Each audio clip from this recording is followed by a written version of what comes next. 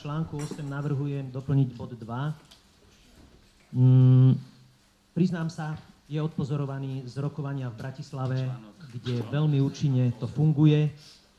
Ja ho prečítam, potom ho môžem doložiť.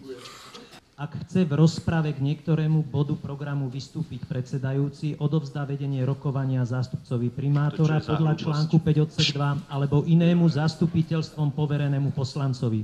Dĺžka vystúpenia nesmie prekročiť časový limit uvedený v odseku 1.